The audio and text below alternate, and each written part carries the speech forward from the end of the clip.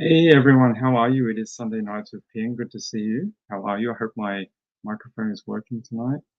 DJ will tell me if it's not. No, it's not. Working. There we go. It was coming from the micro. There we go. There we go. It's working now. Hey everyone, how are you? Danny Mitchell says, "I love Galveston. Did you all flood?" I don't know if Galveston flooded, but north of Houston, definitely flooded. Had water up until their like roof. They were pretty bad at one point. Good to see everyone. Yay, we had to go late today. Unfortunately, I woke up this morning and I had a whole bunch of SMSs on my phone, and I was like, "What the hell is going on?" And I looked, and it was like, "We've closed your account because of some sort of transaction or something." I was like, "What the hell?" So I rang my bank. See, take my advice. Don't listen to the SMSs. Call your bank. And so I called my bank, and then they're like, "Hey, there was some sort of like high risk transaction on your account.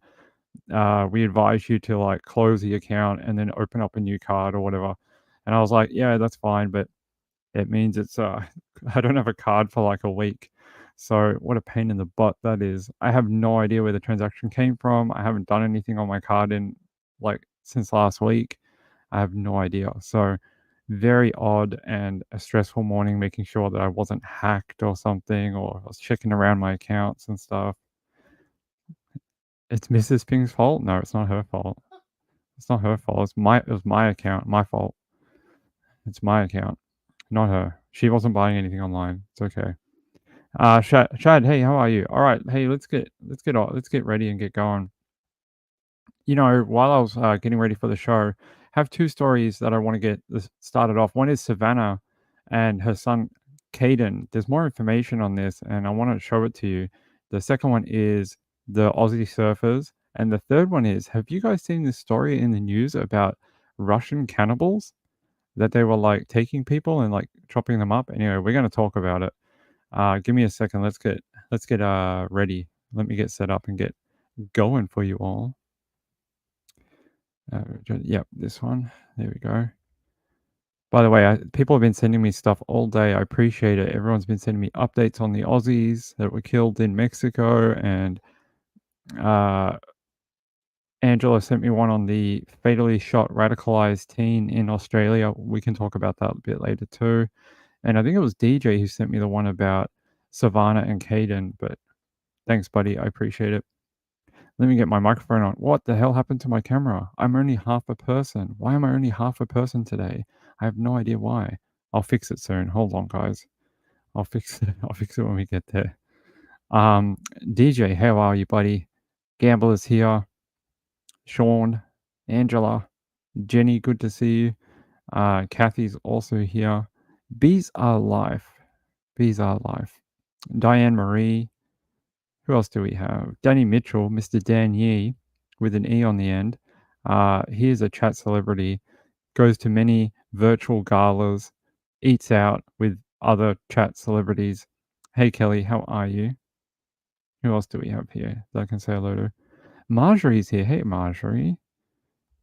We know DJ. Moonlight View's here. Oh my god. The person with the wrench. She'll throw it at your head if you're naughty. Shad's here. Hey, Shad. Do I get everyone? I think I got everyone. Just about. Did I get everyone? Diane? Did I get you? All right. Let's keep going. I'll fix the camera when we get to a break. Sorry about that. Says here, the killer mum shot bullets into her wedding dress, left warped messages for her ex, and then got her son to watch cartoons in a ditch as she shot him dead before killing herself. Now, we spoke about her before. I'm going to show you the photo. You've seen her. We actually followed this when they found their bodies in Texas that day. All they said was, "Hey, we found them in a ditch over there," and that's all. That's all we got from that press conference. But more details are coming to light. It says here they were found dead early Tuesday morning, 19 hours later, in a drainage ditch in Tom Slick Park in San Antonio, Texas, with gunshot wounds. She was due to face her ex-husband Brian at a custody hearing the same day. So this definitely seems like a control thing. Investigators pieced together Krieger's last hours alive as she trashed two houses in a gun rampage, took her son, and gloated to Brian on the phone that he wouldn't see him ever again. So from what I gather from reading all this, she trashed her own home, shot her wedding dress, okay, went to his home, broke in, destroyed his house, and then went and took her son to this ditch and then, you know, murder S word. Says here she left work at 12:49 p.m. in her white 2023 Lincoln Aviator and drove to Brian's house 7.9 miles away while he was at work and trashed it. At 1:14 p.m. she drove 27 miles home where she shot holes in her wedding dress and 2 wedding portraits she displayed on her bed. Her next stop was Kaden's daycare where she arrived at 2:32 p.m., checked him out, taking all of 10 minutes. 4 minutes later, she left Brian 2 alarming messages, a 13-second message on FaceTime while he was at work. It says here, you don't have anything to go home to now, you really don't. You don't have anything at Dover's Den house either, and you won't have anything at all at the end of the day. As Brian rushed home and called 911 to report a criminal mischief complaint at his house, and he discovered it trashed, Krieger was making her final drive. At 3:19 p.m., as Brian was taking photos of the damage that she did to his house, she tried to call again, but he didn't answer. She sent him a final text message, say goodbye to your son. Far out. There's a photo of her. There you go, and the little boy. How horrible. Like, he doesn't know what's going on with his parents. Says 2 minutes later, she tried to FaceTime again without success. Instead, recorded a 21-second video of her and Kaden's last moments. She and Kaden appear to be seated in the drainage ditch where the bodies were eventually to be found. Savannah instructs Kaden to say bye to Daddy. The Bexar County Sheriff Javier Salazar said, after Kaden said goodbye to Brian on camera, not knowing it would be the last time, Krieger kissed him and apologized that his father wasn't there with him. What a warped woman. The last activity on her phone was her looking up children's cartoons at 3:29 p.m. Nothing graphic was recorded on the phone, but detectives believe the video showed the pair's last moments alive. That is really warped.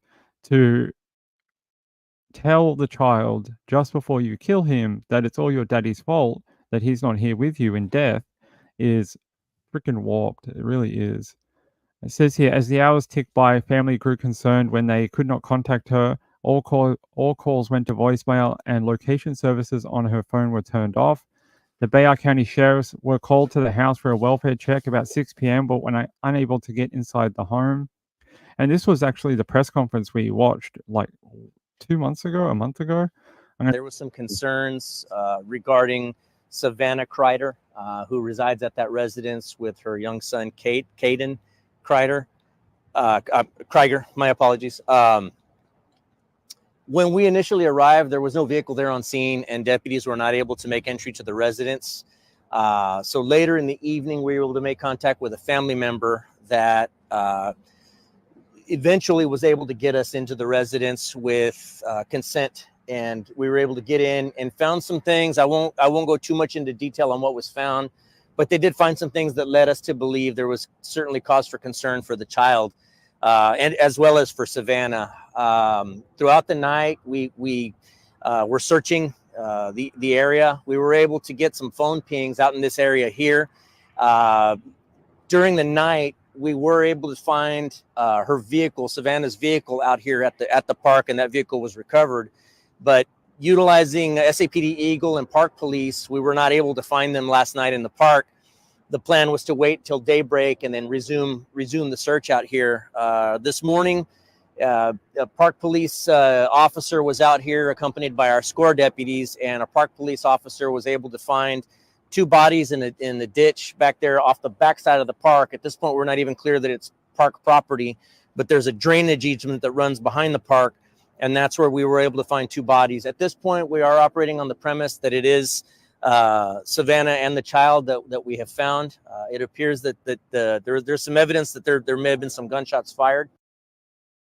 27 years. I have no idea what 47 years was. 47 years. For what? I have no idea. Danny says, hell's got to be almost full. Yeah, with that woman in it, for sure. Hopefully the little boy went somewhere nicer. Just awful. Park police? I don't know what the police are. What is it? What did they say? He is the Bayard County Sheriff. There you go. I'm saying that with my Australian accent, but it's not. Let me. My cats are playing up. They're deciding to play chasey in and out every room. They're having their Zoom moment. Yeah, this is awful. And apparently, from my reading, she believed she was probably going to lose custody of the little boy to the father, and the custody hearings had triggered her to do this unspeakable act, I guess, is what you'd want to call it. But to kill the child, I mean, you want to take yourself, go for it. That's your choice. That's your choice as an adult. But taking your child with you, I mean, to me, it's like it's it's the worst thing in the world. I mean, the child has no concept of understanding what you're doing or why you're doing it. It only understands that you have a mummy and a daddy and something's wrong. That's it. And you're just, putting all your issues onto that child. I think some of the details are a bit odd. Like, why did she go trash his home, and why did she trash her own home and fire into the wedding dress? It's strange. It's very odd. And was there any behavior leading up to this? Like, did people just snap and go on rampages one day like this? I don't know. Is there any history with her? I haven't seen anything that says there was, but it is a little odd. Yeah, I think the saddest bit here was this bit. She said, the sheriff said, she and Kaden appeared to already be seated in the drainage ditch where their bodies would eventually be found. Savannah instructs Kaden to say bye to daddy. That's horrible. After Kaden said bye to Brian on camera, not knowing it would be the last time, she kisses him and apologizes that his father wasn't there with him.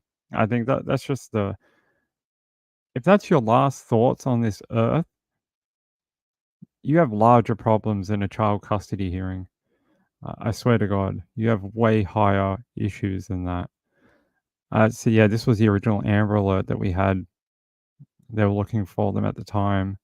And then it was all over very quick, under 24 hours. We're like, wow, that's already done? Yeah, they found their bodies that next day. They said they found evidence that created cause for concern for the child as well as Savannah. Yep, the Amber Alert was issued the same day. Police suspected she was involved in an ongoing custody dispute with the child's father and had abducted him from the childcare. Authorities traced her car to the Tom Slick Park off Highway 151 East following phone pings. Yep, they traced her phone. Search of the park began Monday night but had to be suspended at nightfall. On Tuesday morning, police continued to comb the area and found the two bodies near the drainage easement area. A gun was also recovered from the scene. Salazar said they both appeared to have left the SUV, walked a considerable way from the park to the ditch where the bodies were located. And that's it. That's your update. Right, this comment here I actually agree with. They're saying she was willing to do that to the little one just to get back at her ex and cause him pain. That's some anger. I'm not sure how anyone could do that. Not just that, firing into her wedding dress. Look, hey man, if you're not with your partner anymore and you got divorced or whatever, I've seen women burn them. I've seen women have parties where they cut them up or whatever. That's fine. I get that, It's a relationship breakdown. You do whatever you feel you need to do to move on. Great. I'm not concerned with that. But the breaking into his house, trashing it, and then sending him all these messages, knowing he couldn't find you in time, is the cruelest thing on earth. It just is. It is really cruel what she did to that guy. I mean, telling him she misdirected him to the home, knowing that he would take a while to figure out what the hell was going on. And by the time he figured it out, they'd be long gone. I mean, very cruel. And then sending all these messages saying, say goodbye to your dad. And then she even sent him a text saying, say goodbye to your son. It's the last time you're going to see him. Like, it is warped, very warped. And I would love to know more background on her, whether this had ever been an issue. Was this a reason for divorce? I don't know. It'd be interesting. The park, I get you what you mean. They protect monuments in the national parks. Gotcha. I don't think so. They said it was the sheriff that was there. the sheriff of Bayer County. So, wait, not that one.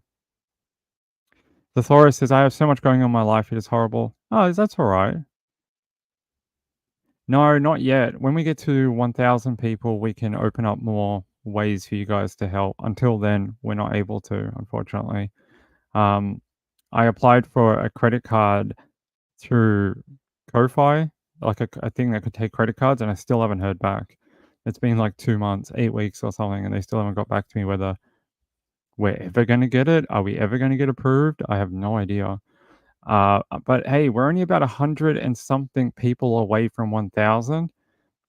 Help me out. We're getting there. We're almost there. As soon as we can get there, we already have, I think we have 35,000 watch hours or something like that. You only need 2,000. As soon as we get to 1,000, I will get everything set up. We'll get our memberships and super chats and things like that. But it's a PayPal rule. Can't do it until you get to 1,000, and you need 2,000 watch hours. We already have way many times over watch hours. I think we have 35,000. We just don't quite have the subscribers yet. So once we get there, you can help out at that point in time if you'd like, the Thoris. But right now, I appreciate it. Appreciate the thought. It's very kind of you. It's very sweet of you. Diane Marie says, getting close to 1,000. Thank you for letting me know. I don't watch it for my own mental health. You guys tell me and let me know when it's getting there. Otherwise, I focus on who we lose and who we gain. And I'm just like, let me just concentrate on making the show. So you guys are great at letting me know when it is going up, and I appreciate it.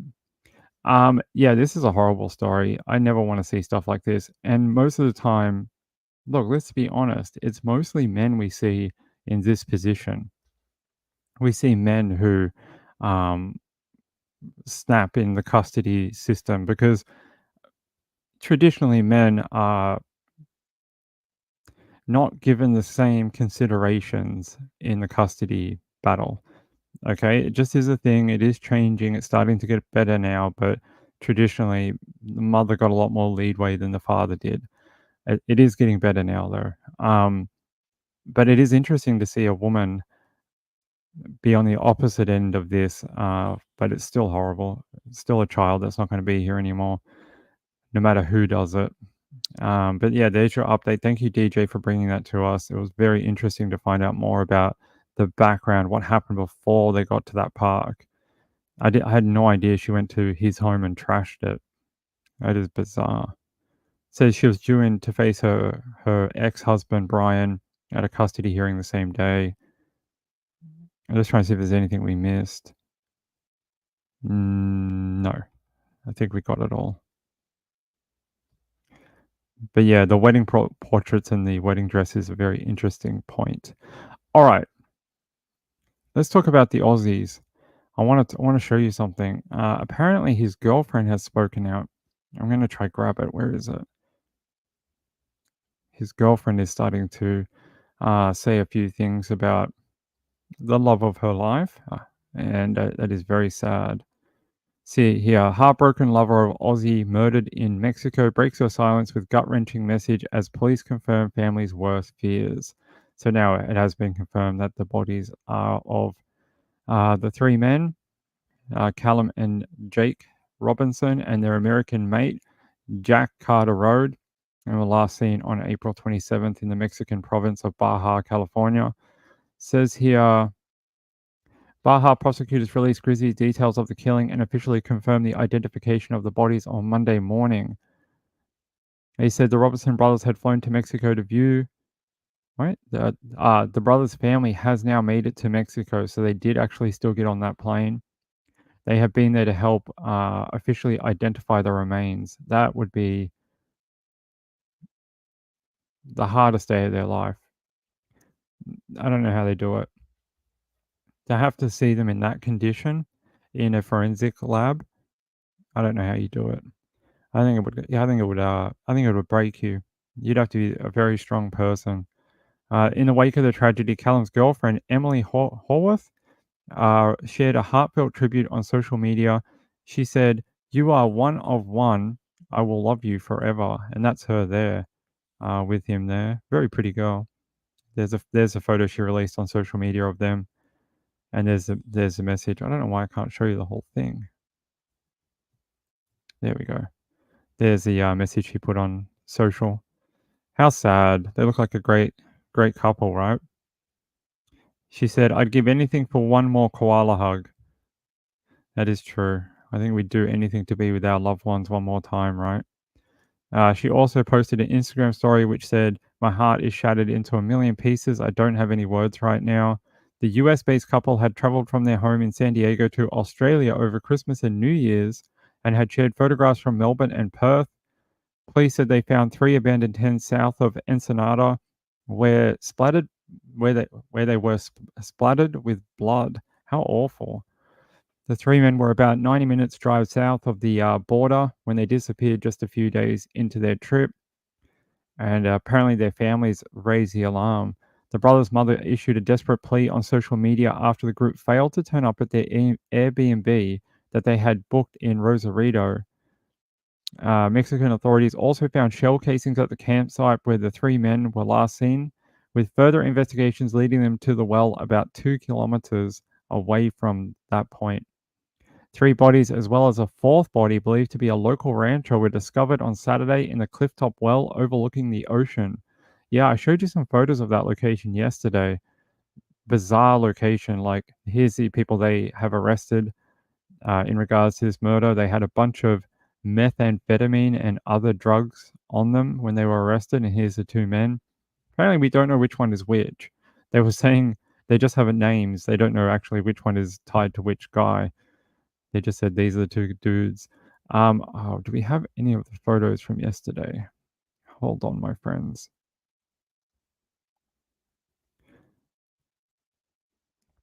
Let's see if I have it here. So there's that well. If you didn't see it yesterday, this is a well where they were dumped into. Took police 20 hours to get down the 50-foot well and retrieve all 4 bodies from this well. It was a 20-hour operation. Much respect to the rescuers that went down there. That can't have been an easy work environment to be suspended on this tripod rig and then abseiling down into a straight drop to have to go pick up bodies. Can't be an easy thing to do, and much respect to the rescuers. There's apparently the phone they found and the drugs. That is a lot of drugs. I don't know how much that is, but it's like a pound of meth. It's a lot. There's an overview of that clifftop location and the well. How do they know about this place? Did they just find it? Did they know about it from another time? They only found 4 bodies, so I guess they dumped the rancher there, and then when they killed these 3 people, they were like, hey, no one found the rancher. Let's just dump them there too. And there's their burnt out car that I showed you yesterday. Now, was it Mr. DJ? Let me check. Was it Mr. DJ? I think it was. Mr. DJ sent me a article that said Mexican authorities said thieves killed 2 Australians and an American on a surfing trip in Mexico in order to steal their truck, particularly because they wanted the tires. Why the hell would they want the tires? Are tires very expensive in Mexico? It's odd, right? Why would you not want the truck? The truck is worth like $60,000. Why would you not want why do you want the tires? It's odd.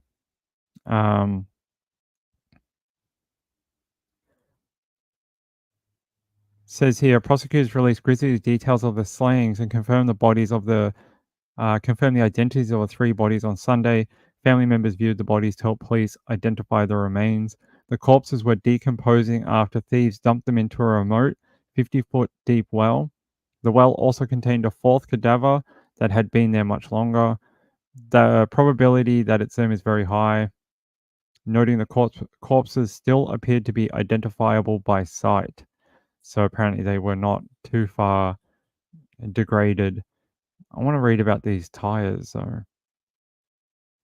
She said the killers drove by and saw the foreigners' pickup truck and tents and wanted to steal the tires. Surely they resisted, she said, and the thieves shot them to death. The thieves then went what she called a site that is extremely hard to get to and dumped their bodies into the well. They apparently were familiar with the area. She said investigators were not ruling out the possibility the same suspects also dumped the first, earlier body in the well as part of their thefts. So they were stealing crap from people. The site where the bodies were discovered near the township of Saint Tomé was near the remote seaside area where the missing men's tents and trucks were found Thursday along the coast. And yeah, there's the photos of the people again. Odd that they want the tires. I don't understand that. Maybe someone in the chat can tell me. Nick, how's it going? I'm just going to read a couple of these. Diane, how sad. Not only they killed, yeah. Just finished dinner. We're about to speak about cannibals in a minute. You made it just in time. I'm glad you ate before we got to that. We're about to speak about people chopping up people and eating them. Great timing. Peekaboo Cockatiel says, I love Mexico. I love the normal everyday people. They are kind and generous and friendly. Crime happens in a lot of places. I guess if you run into bad things, you run into bad things. But we have to admit that Mexico is known for having a high crime rate. We can't shy away from that. You can't cover that up with a lick of paint and be like, yeah, it's still a great place.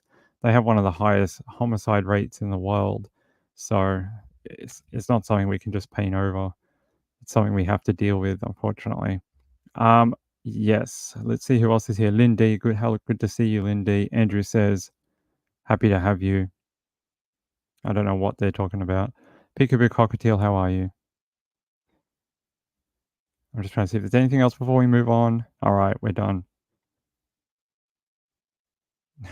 Lindy says, I love the regular non-criminal people there. Yes, the non-criminal people. It's who I like to hang out with. Danny Mitchell says, Mexico is paradise. That's why the US builds walls to keep us in. That's right. That's exactly right. How'd you know? How'd you know? All right. The next story needs a friggin' trigger warning, okay? Like the worst trigger warning I've ever given in my life. It is not good. It is very bad. So if you're at all squeamish, just be aware. I'm not going to show you anything too graphic, but some of the details are a little graphic, okay? All right, let me get back to the top of this article. Says, inside Russian cannibal family's house of horror, husband and wife made human meat pies, killed and ate 30 people, had a human flesh recipe book, and served up a human head on a bed of tangerines. I mean, that seems normal. I do that every day. I'm going to show you a little bit here, but apparently the way they caught this guy, he dropped his phone on a road. A road worker found it and was like, hey, a phone. Let me check through it and see if I can find anything identifying. And checking through it, there was images of, dead people, remains being served on platters. And the road worker was like, it doesn't look like a Halloween celebration. This looks like a little more real. I'm going to hold on to this and then hand it to the authorities. Apparently, the guy who owned the phone actually tried to go up to him and go, hey, did you by any chance find a phone on the road? And he stood firm and he was like, I don't know what you're talking about. Never seen a phone. I haven't seen anything around here. And he was able to hand it in to police, and then an investigation ensued, and they were able to track him down and raid their home. And they found human remains. They found a scalp of a woman with hair attached, just lying over there. I'm going to show you a little bit. So they said when I can't pronounce any Russian, so I'm going to get a whole bunch of this wrong, and you're just going to have to deal with it. Says here, when police searched their flat in Krasnodar, they reportedly found several chopped off body parts, including human remains, a dozen slices of skin, and a recipe, as well as cannibal videos outlining how to cook human flesh. Ugh. Investigators allege the couple used dating sites to recruit women to kill and eat, but Dmitry, who was nicknamed the Devil, and his wife were only convicted of the murder of a waitress whose partial remains were found in the fridge and freezer. Yes, I often convict people when I only find partial remains. It happens. Here's a photo of them, by the way. He's got a scythe thing here and a hammer. Very gruesome. Is that to cut off their heads and then smack them in? Well, we won't know. There's the woman. They're aged 35 and 42 respectively, and were arrested after a road worker found a phone containing images of him holding a severed human hand in southern Russia. Here's the photo of the tangerines and the head. It's blurred. You can't see the human remains, but this is the platter they had. And this can't be right? It says 28th to the 12th, 1999. I mean, maybe they've been doing it for 20 years or 20 something years, 24 years. I have no idea, but maybe the date's wrong, but it does say 12th of, 28th to the 12th, 99. We don't have a month that ends in 28. And there's some more. Apparently, there's some more human remains they found pickled in a jar in the property. I'm sorry if you just ate and you just had your dinner. I'm sorry about that. I am not going to play you the video as it contains human remains, but if you would like to watch it, I will leave you a link. Here is the photo of the woman that was killed after Natalia accused her of seducing her husband before he plunged a knife into the waitress in September 2017. There's some more human remains. So there's, brutal. Who keeps pickled human? I mean, I'm all for living off the land and the whole, snout to tail philosophy of things, but this takes it a little far. It says Dmitry even came looking for the phone from the road worker who said he looked homeless and asked for the phone, but the road worker said he didn't know anything about it and kept the phone. He later gave the phone to police officers. The phone led investigators to their flat where some of Elena's body parts were found in the fridge, the freezer, and even in the frying pan on the hob, while she was identified as a woman whose head Dmitry was posing with in the photos on the phone. In the pictures found on his phone, he can be seen holding a severed hand and sticking the fingers in his nose and mouth. Investigators believe the hand belonged to Elena. Among the grisly finds during the search of the couple's home was one particularly shocking photos. In one of the photographs, a cooked human head lies on a dish strewn with tangerines. Instead of eye sockets, there are olives, and a lemon is attached to the nose. According to an investigative source, they told the local media during the search in 2017. The picture is dated 28th of December 1999, which led to the suspicion that the couple had been killing and eating people for 18 years. Police said at the time that the pictures proved to be the earliest date of their culinary experimentation. So they've been killing and eating people since the millennium. So do we call them the millennium cannibals? Is that what we're going to call them? We could. It says here, many cans with steamed meat were also found in the kitchen, according to a source who spoke to local media. A police search later led to more of her body parts, including a severed head, which was located in a rubbish container near the pair's home. Dmitry confessed to throwing away the body parts, telling police, "I did a stupid thing." Dmitry, tell me how many times you did a stupid thing. Is it 1 time or 50 times? You let me know. It says here, a police source said, going through the photographs, a woman has recognized more than 30 victims that they killed and eaten together with her husband. In their home, many mobile phones of their victims were found, also video lessons on how to cook meals from human meat. Who's producing this kind of content? Is there a YouTube channel you have to go to? Is it password locked? Like, where is this located? It says Dmitry, who worked at the military academy where they lived, was seen in another picture posing with a hammer and a sickle, which were symbols of the Soviet Union, the country in which he was born. Natalia, who used to be a nurse at the academy, was reportedly fired because of an out-of-control drinking habit. Well, yes, I often get fired for my out-of-control drinking habit as well. It says here the pair was said to have used either and Russian drug called Corvalol, which is the main substance in phenobarbital, which isn't that the stuff that killed Michael Jackson? To make their victims fall asleep, and investigators alleged in 2017. Neighbors said the smell of the drug reeked from their small flat in the accommodation building at the Military Aviation Academy. Here's another part of human. And this is apparently Investigators also found the hair of the woman, which had been stripped from her head, including her scalp. Great. These people are crazy. Says here, images from inside their flat showed it filled with clutter, including pictures, piles of pictures which appeared to show macabre sights of severed human body parts. Yes, I like to keep them on my coffee table too. It scares the postman when he comes in. He never wants to engage in any small talk anymore. He just gives me my packages and he leaves. No more small talk. Says here, a worker said each time we tried to enter the room, they started wild shouting and crying. Natalia is a scandalous woman, aggressive, so we did not risk it. Neighbors told local media that the former nurse, Natalia, made and sold pies to boost her income, boasted to cafe workers that she could supply meat, and may have worked as a chef. I don't think you should buy any meat from her at all. No meat. Don't buy meat from her. Might not be chicken, might not be beef, might be human, may not be pork. Yeah, isn't the one that I thought that's the same stuff that Michael Jackson got really ill off? Let's see. Lindy says this sounds so outlandish and gruesome. I just laugh. I need help. It's okay. I'm with you. I need help too. Emily Narb says the victim's loved ones must be horrified. I agree, and I think it is the ultimate betrayal of humans, right?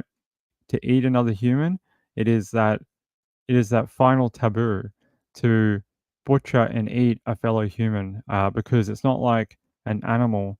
We place so much like sentient like bond with other humans that we know they have a name, they have a family, this and that. But to eat them, it's just it's really the final frontier. Says here, if we went for this murder and cannibalism, I blame myself. I asked him why he removed the scalp from the woman's head. He replied, her hair looked like yours, and to prevent this happening to you, I decided to chop it off and destroy it. To my question why, he did not answer. Okay. Evidence suggests she had a big sway over her husband who obeyed her commands. I blame myself so much, he said, that I lived with him not loving him and had a pity for him. I think that I'm guilty very much in this. I will never forgive myself for this.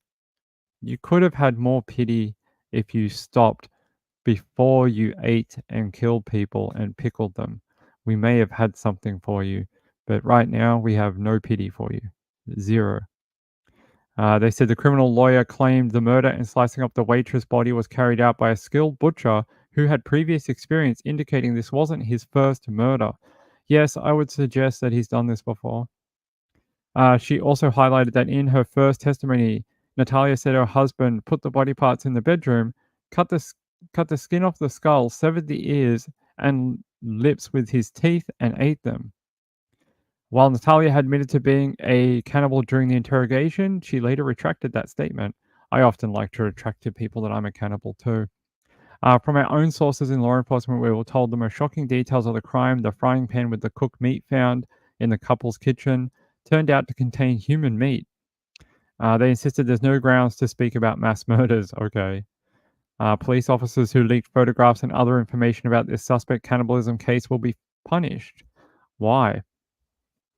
I think the world needs to know, right? The world needs to know that they did this.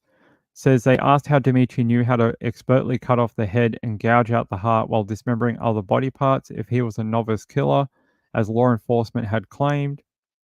She also put the question forward of why the woman's body parts were expertly preserved in the couple's fridge and freezer if the couple were not cannibals. So the authorities are trying to downplay it and say, no, this was just, a random. Hey, I'm going to use a really rude word, but this is what they're trying to imply, okay? They're saying, no, hey, this is just some random whore. Don't worry about her. She got herself killed. This is not a cannibalism case. This is just, some woman that got killed. You see it all the time. Look in America. They end up in ditches all the time. These people did something similar. They just dismembered her, whatever. It's just one person. Don't worry about it. But everyone else is like, whoa, hold on a second. I don't remember seeing any other cases where people had flesh in a frying pan, photographs of meals prepared with humans dating back to 1999, and scalps found in their backyard. I think that's a little bit different. I think it's a little bit, it's a new subject. It's not the same. They said Natalia was jailed for 11 years after her secret trial in 2018 for instigating the murder of Alina. She wrote in opposition outlet Media Zone, the most important question is what happened to the other bodies and do they exist? That is a true thing. Where are the rest of the remains if they have been killing people since 2018? That is brutal.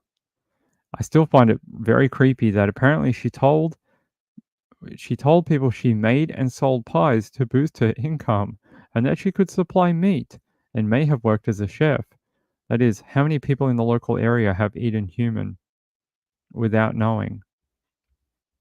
That's what I want to know. That is very, very scary. Yeah. That just looks like literally a wig, but apparently that is a real scalp.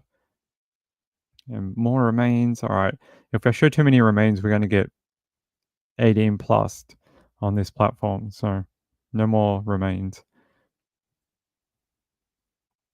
Yeah, don't ask them what's for dinner. If you're their children, don't be asking for what's for dinner. All right, let me see what you guys have had to say.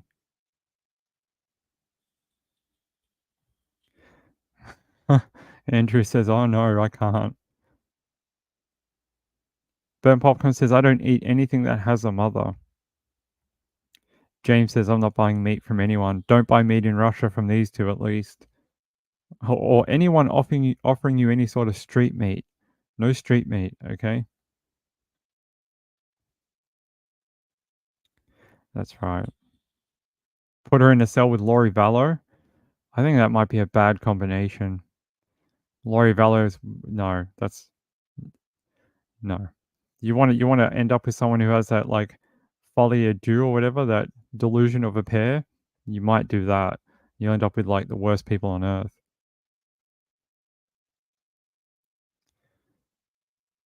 What? Arthur and Laz mentioned on the news yesterday about that couple who was murdered 10 years ago. That narrows it down. I often know about people who were murdered 10 years ago. I can look it up if you can give me a name. I cannot imagine. I do not want that. I do not want any Lori Vallow with a cannibal. I think that would be a bad thing. An elderly husband and wife who were murdered in Georgia. All right.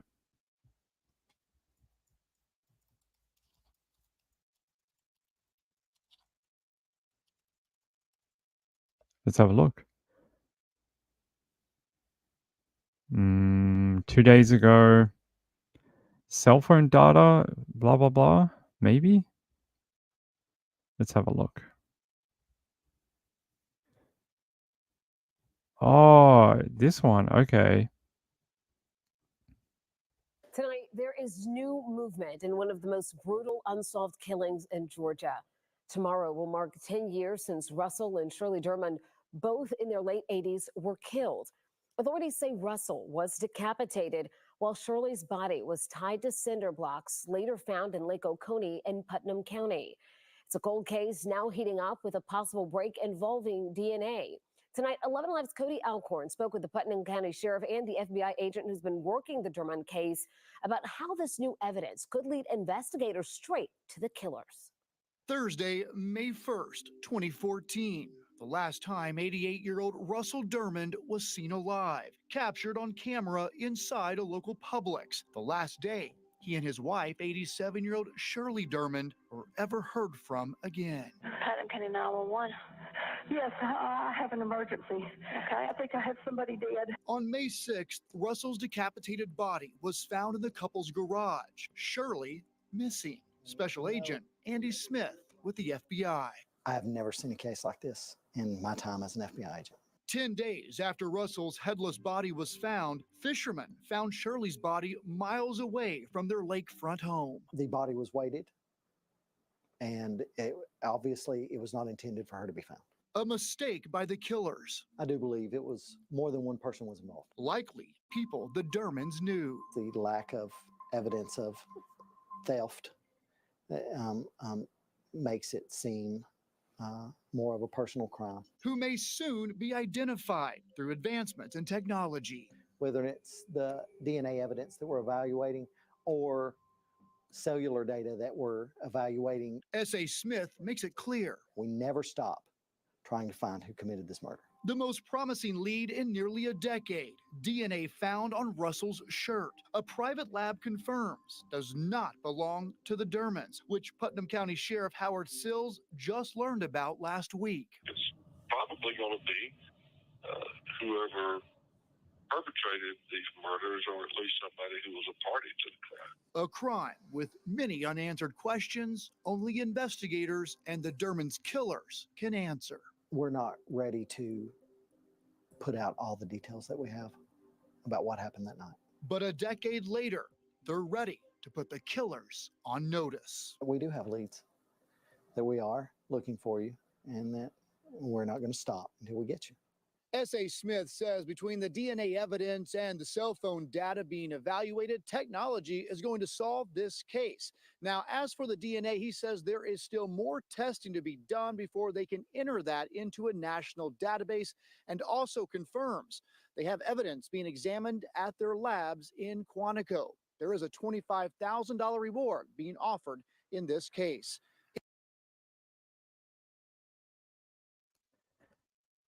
JS the cat, it doesn't mean that they were involved. What if they came from a family who did this and that's who taught them how to kill humans and eat them, like back in 1999? So they're just following on tradition.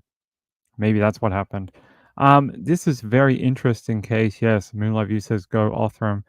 I know Trish worked on this case extensively back in the day, to the point, if I'm remembering correctly, she even flew out to Georgia and went to this area. I'm pretty sure I'm remembering this correctly. She actually went to this location and spoke to people. At least I think so. I can't remember if it's this one or there's a similar one. Anyway, I know she knows a lot about this particular murder. So I would bet that she wants to cover this tomorrow night extensively for you, because I know she knows a lot about this particular one. At least I'm thinking of the right one. It was the elderly people who were murdered in Georgia. I'm pretty sure it's the right one. I think it was back when she used to fly around and do stuff with Levi, but I would have to double check if it's the correct case. I know they did something out in this area, but I would have to double check. And Levi and Trish are both not here, so I would have to contact them. But I know she is familiar with this particular one. Yes, with Levi Page. Yeah, I'm pretty sure they flew out to this area, right? She's told that story before.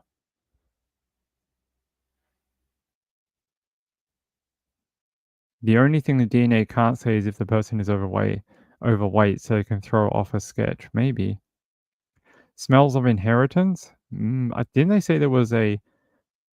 Please don't sue me. Didn't they say there was maybe a possible child? Or not, like one of their children that may have been associated or something? I can't remember. But I do remember this case. Is this the one where they found her head or something in the lake? Or his head in the lake? Let's have a look. It's been a while since I've looked at this one. Lake. Let's have a look.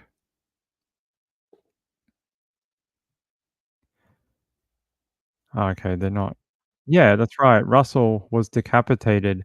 His wife's body was found in the lake, tied to cinder blocks. That's right. That's right. Yeah, so there was a decapitation. Yeah, it's a very odd case. It's been on every true crime thing I can remember.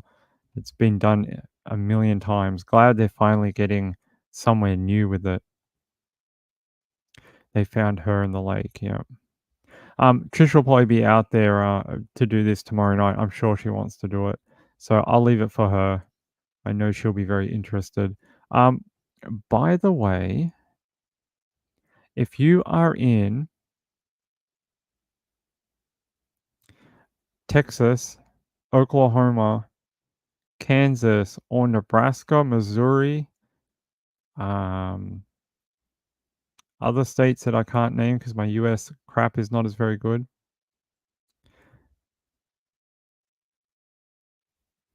Yeah, so I'm going to show you something. Key messages for May 6th, severe weather. If you're in the plains tomorrow, if you live in the plains, anywhere out in this area that you can see on your screen right now, that looks like I can see the panhandle here of Oklahoma, Texas here. There's a panhandle area. Kansas, Nebraska, Missouri. I can't name other states. I'm very bad with it. But if you're in this splotchy colors here, even if you're in the green, you should still be very careful. Not just if you're in the red. This is what we call a hatched area. It doesn't matter. It's just a like a percentage chance, and I can show you that on a different screen here. I'm sorry it's white, but you can see here, this is the tornado risk for tomorrow. Looks like smack bang over Oklahoma and some into Kansas and even reaching further into Nebraska. Be very careful out there tomorrow. It's going to be a big day. Strong tornadoes possible if you're out in these areas. And especially flooding. There's been flooding everywhere around Texas and Oklahoma over the last couple of weeks. So be very careful out there tomorrow.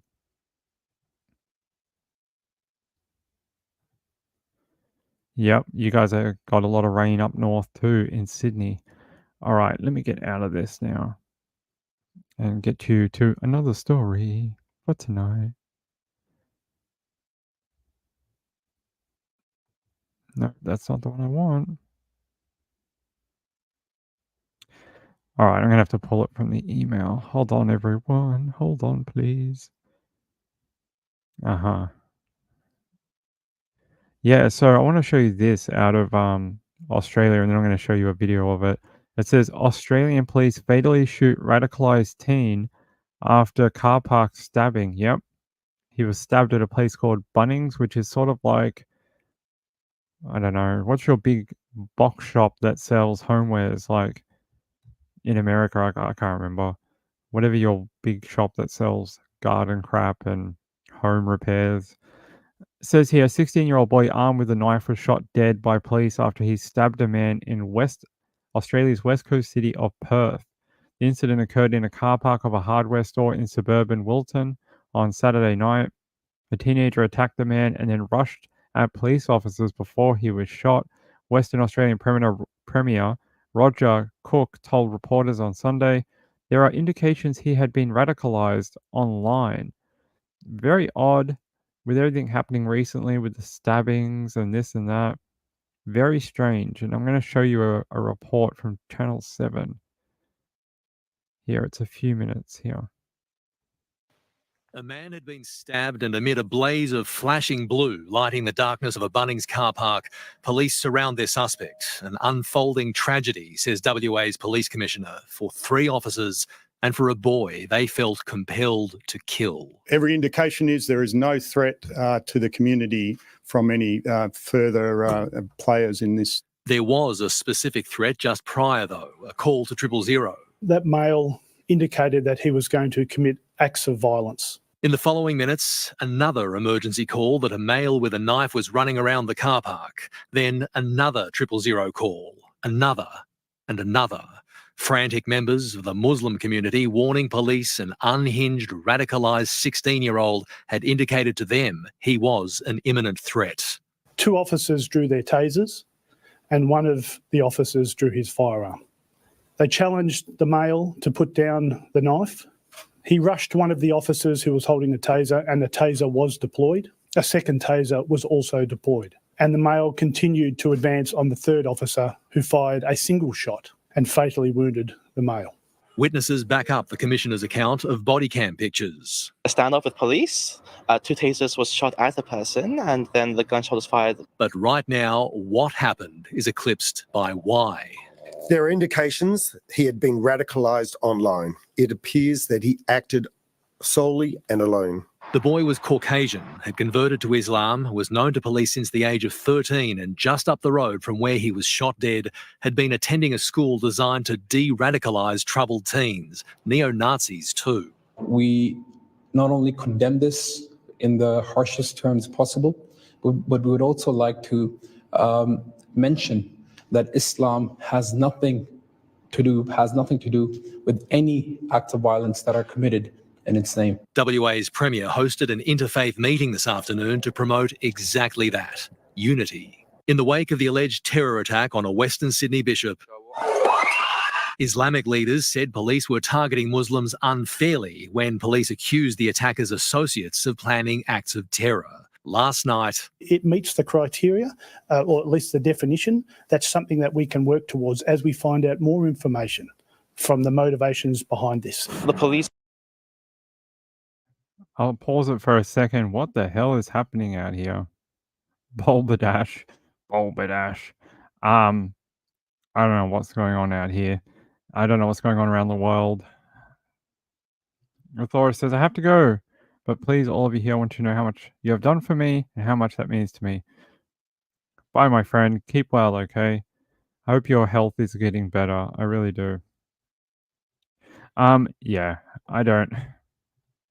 Look, 16-year-old being shot, and I didn't even know they had specific education facilities for de-radicalization.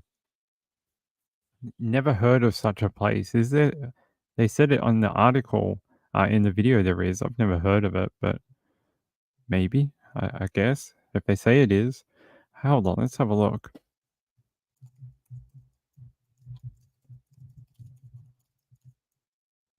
I'm trying to see if there is one here that I can look up.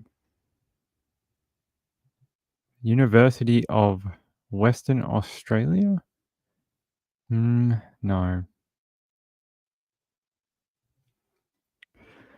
Addressing disengagement and de-radicalization from Colombian terrorists? No. Yeah, I don't know. I've never heard of a school that offers de-radicalization in Australia. I mean, there probably is, but I don't know what it's called or where it is. Or here, the controversial school de-radicalization program that led to the suspension of.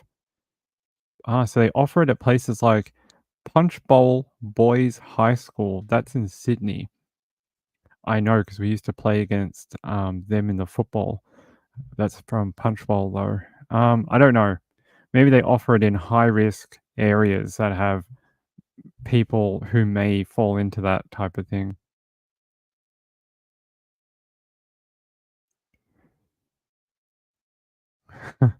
Sean said, we got rid of the Middle Eastern Task Force because it wasn't politically correct. My Islamic friends are an angry bunch. Just saying. Yeah. They called it something else, right? They call it something else now. They used to call it what you're saying, the Middle Eastern Task Force. They're the ones who used to crack down on organized crime and gangs and things like that. I think they just call it the Gang Task Force or something now. It's called something different. That's pretty funny. Vicky says, take care the Thoris. Yes, take care, my friend. His hair looks like mine when I get up in the morning, sticks up in the air. Indeed. All right. Let's continue. Let's see what else we've got on my list of crap to tell you. Did you guys enjoy the Amy Velarde and Ross Velarde thing last night? If you missed it, I actually posted some more stuff on Twitter after we got off the air last night, if I can find it. One of these I wasn't able to show you last night, but these were actually the shoes. So I got a close-up of it from him from the convenience store, and they're the track marks from inside the home that they were referencing that matched these particular shoes. And this is from the forensic report, the ASIC Gel Speedstar 5. And there's a photo of what they look like, a stock image. So if you... What are you asking me to do? Okay. If you haven't seen them, have a look. We did a few different ones last night from Cold Justice. They're also doing a... I'll show you if I can bring it up. Where is it? Here. This will be next week. The Cold Justice Case Update Special. I saw the trailer for it. It looks pretty good. They're going to go back like 3-4 years and give us updates for ones that they haven't done an update on. So you'll get case updates and what happened after the show ended, that type of thing. Hold on.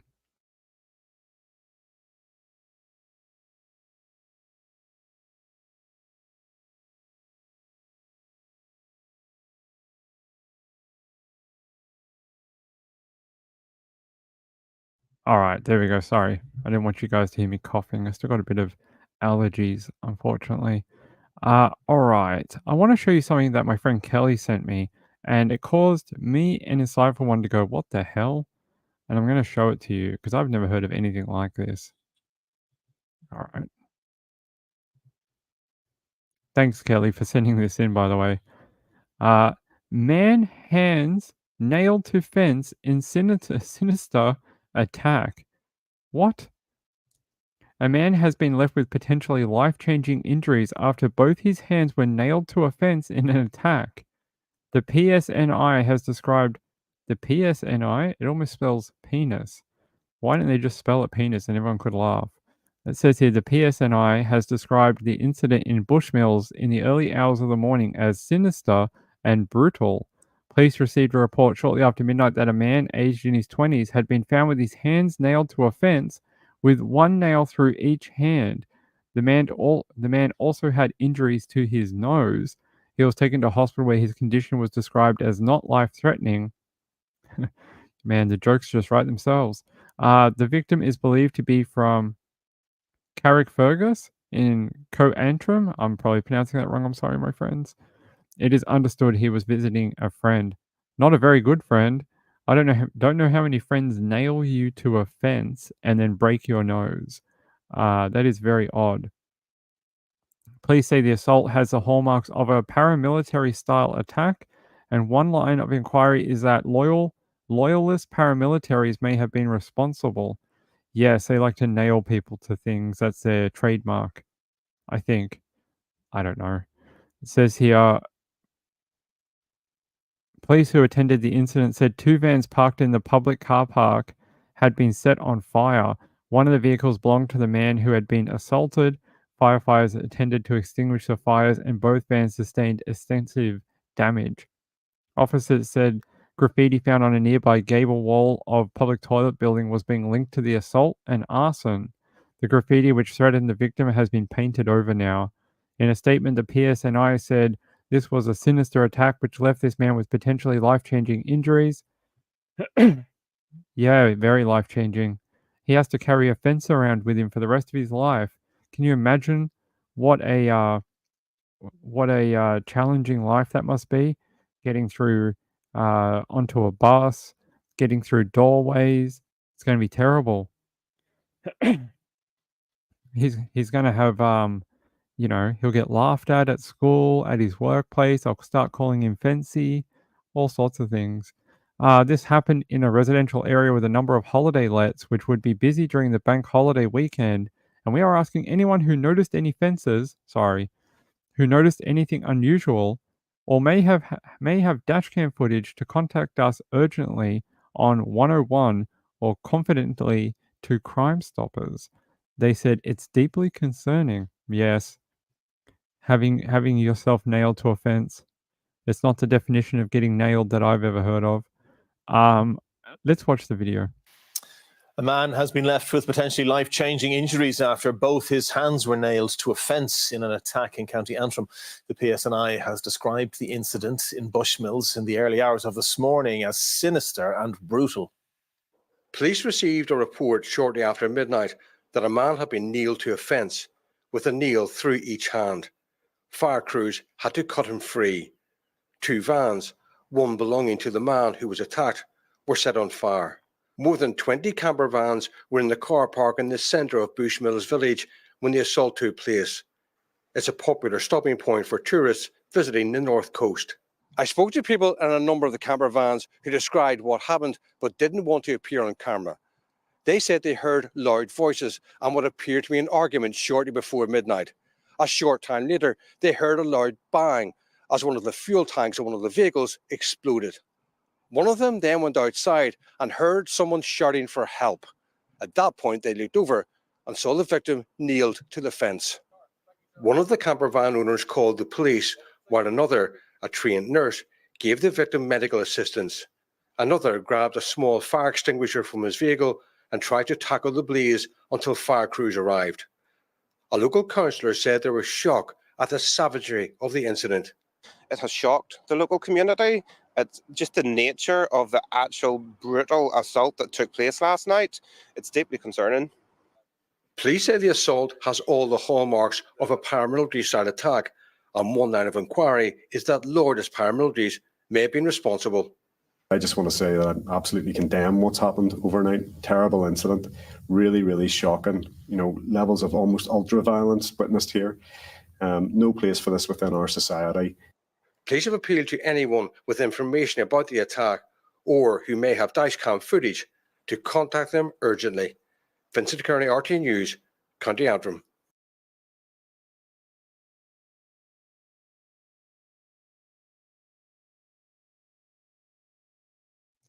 I'm a little confused. This is Ireland, right? They've had like 40 years of ultra violence. This guy on the news was like, "This is ultra violence." No, buddy, do you guys remember what happened like 30, 40 years ago?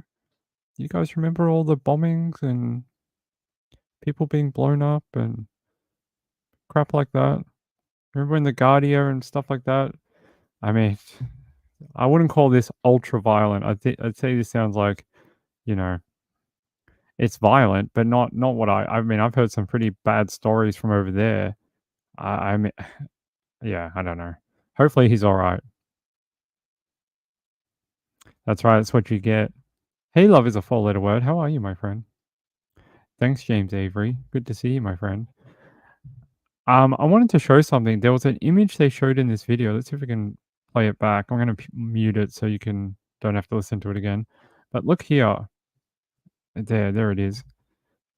Is this where he had his hands nailed and they had to break off the fence to take it with him? They're like, "Oh, buddy, it's too dangerous for us to pull the nail out. We're just going to have to cut the fence and you're going to have to go to hospital with like fences on your hand." So, you know, I think, is that what happened? I'm guessing so because there's fences missing. As funny as it is, it's actually really serious and it's almost like impalement. Like, you know, people who try to climb fences and they slip and then they end up getting impaled on the spike or whatever. I've seen that about, I don't know, 4 or 5 times in my lifetime. People that have tried to hop over a fence and either slipped or whatever, and they end up landing on the spike and having to be cut out of the fence and taken to hospital and have it removed. Yeah, I've seen that a few times. So it's sort of similar, but someone did it to him.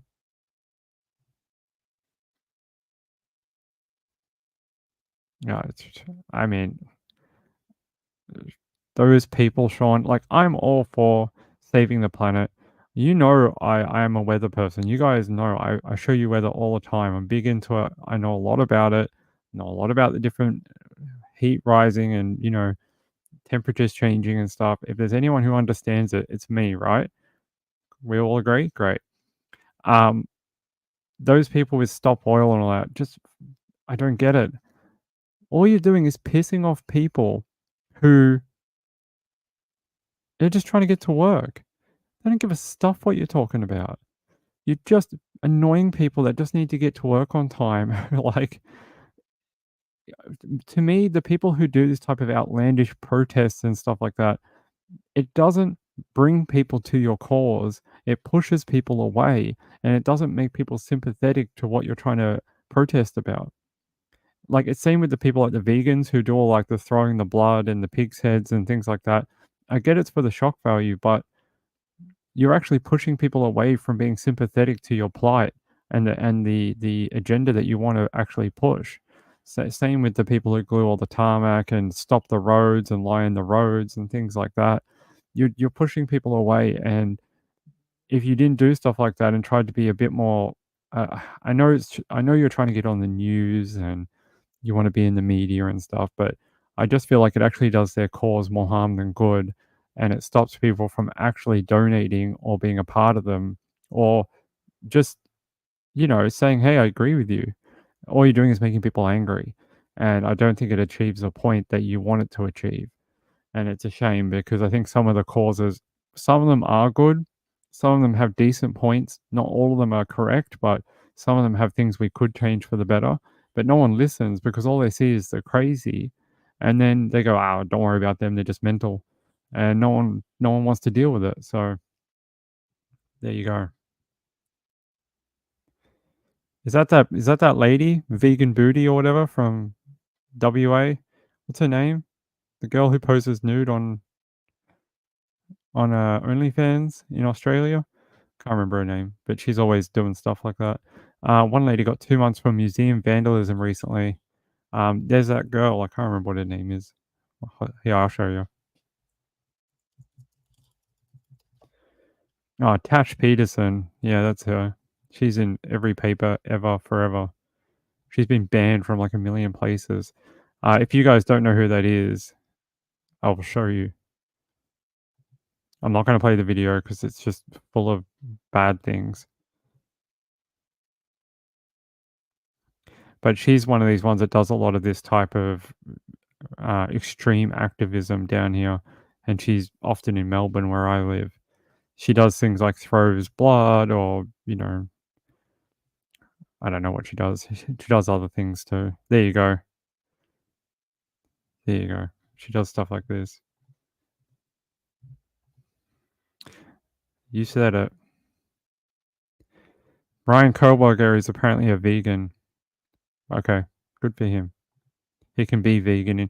A lot of the guys in prison actually choose to be vegan because the food's better than getting the normal, like the normal prison meals. A lot of the normal prison meals taste like absolute ass, and the vegan meals or the religious meals are often better. Yeah, she has an OnlyFans. Yeah, can't say it's like my type, but hey, you into some sort of vegan protesting, girl? Go for it. It's your choice. If that's your thing, I'm happy with that. All right. Let's see what else we got.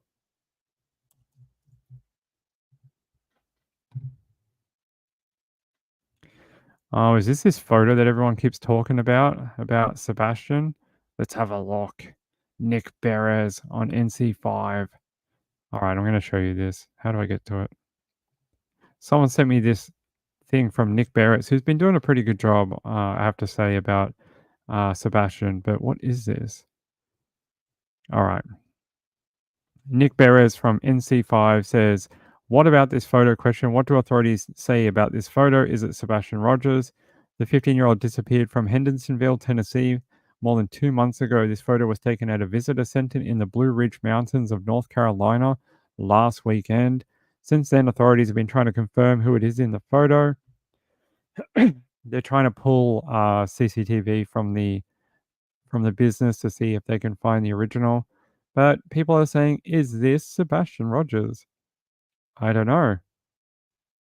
It just looks like a young boy. It looks like a boy with glasses. The only thing that makes this look not 100% to me, that boy looks quite tall. And Sebastian Rogers is not tall, right? He's like 5'2" or something like that. He's not a tall lad. And this kid looks quite tall and lanky. What does it say here? Authorities have been trying to confirm who is in the photo. This likely involves pulling any security video from the visitor center. The key is locating the person in the photo to confirm it was not Sebastian. If that person can't be found, then you can't rule out the possibility that it might be him. The photo appears to be real and not an AI hoax. And I'm told authorities have been in touch with the woman who took the photo. Have they reached any conclusions yet? They said they are working on it.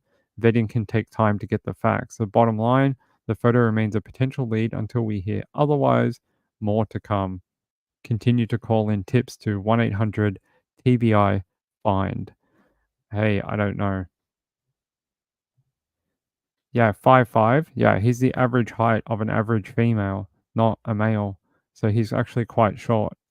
He's actually not a tall dude. He's a bit of a average size male. Not a tall. This kid looks quite lanky, quite tall. I would say it's probably not him. But hey, maybe it is. Maybe it's a, forced perspective because of the camera's on an angle and the camera's actually 5 feet away, not 2 feet away. Who knows? We'll find out. Showruns Late says an hour late tonight. That's all right. Wait, what time is it? We've been on for around an hour and 15 minutes or something. So I want to see what you guys think. Hey, Shivers girl, how are you? I want to see if anyone has an opinion before we move on. All right. While I go look for our other story, you tell me what you think. Because I know people love to have an opinion about Sebastian. All right.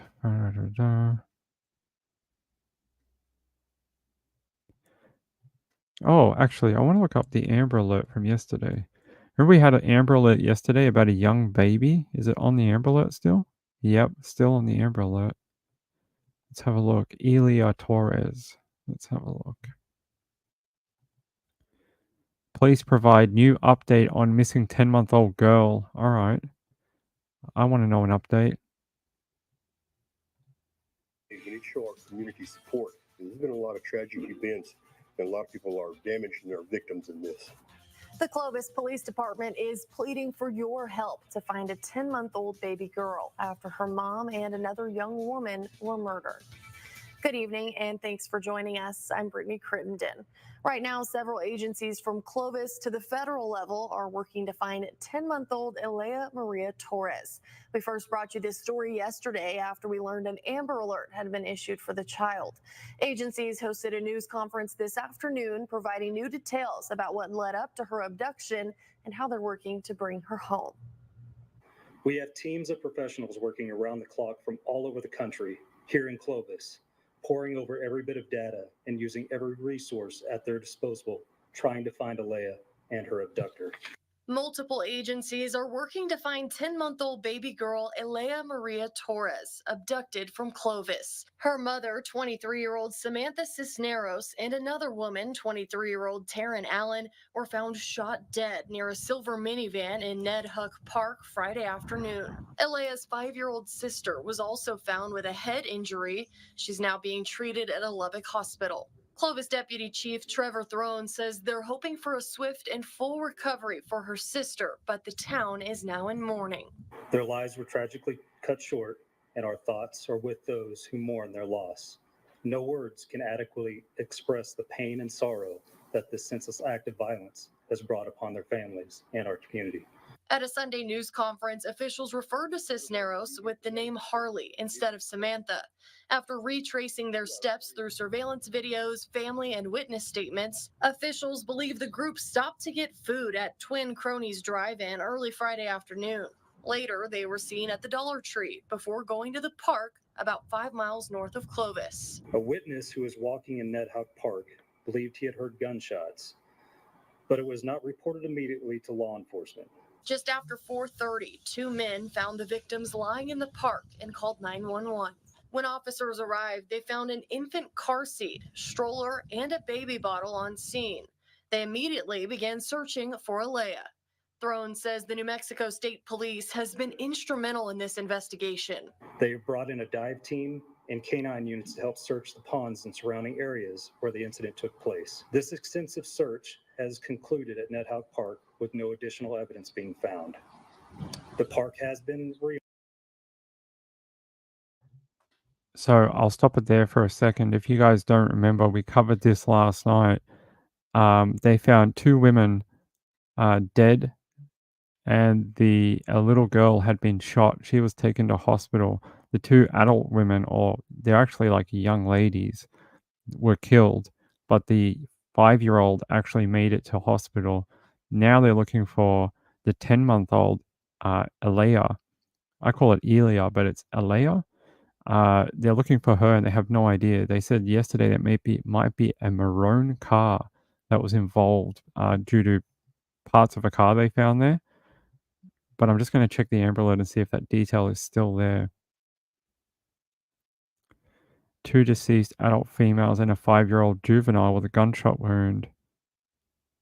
Then it doesn't look like they... It doesn't look like they're still... Oh no, they are. However, it is suspected the suspect was possibly in a maroon Honda car, unknown model. So they still got that on the Amber Alert. So yeah, that's what this is about. Very sad. 2 adult females killed. I'm just trying to find a photo of those two. Of the mum. Wow, this is interesting. FBI promises to find missing 10-month-old girl, catch murder suspect. That was a special agent in charge of the FBI Albuquerque division. Police said Taryn Allen, 23, and Samantha Harley Cineros, 23, and Samantha's kids stopped at Twin Crony Drive-In at Clovis to pick up food on Friday afternoon. They were later seen at the Dollar Tree driving a silver Dodge minivan. At 4:25 p.m., 2 males at Ned Hook Park found Taryn Harley and Harley's 5-year-old daughter lying next to the silver minivan and called 911. All 3 had been shot. Police said a witness walking in the park thought he had heard gunshots, but did not report it straight away. Wow. Apparently they were found deceased at the scene.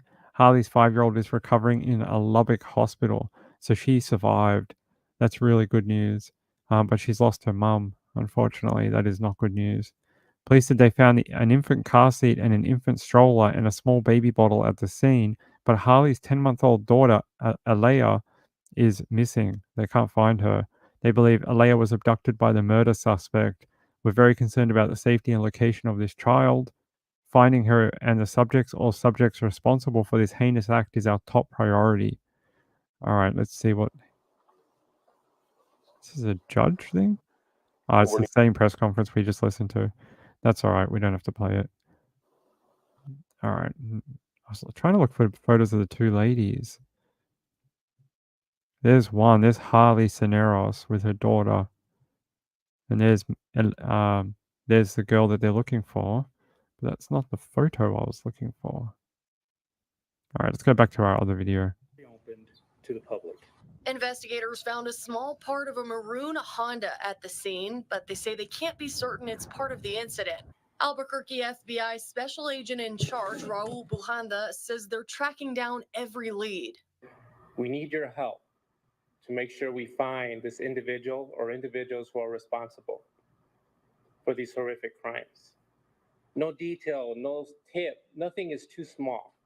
Don't make that assumption that something is insignificant, because our case team will follow up on every single lead until we bring back Alea. Alea Torres is 23 pounds with brown hair and brown eyes. Law enforcement officials say what could seem like a minor observation could lead to a break in the case. If you know anything about what happened, call 575-763-9472. We also have that number for you at kcbd.com. There you go. Very disturbing. I wish I knew more. WLBT maybe? Nope. We had one yesterday that had a good set of photos from KEYE maybe.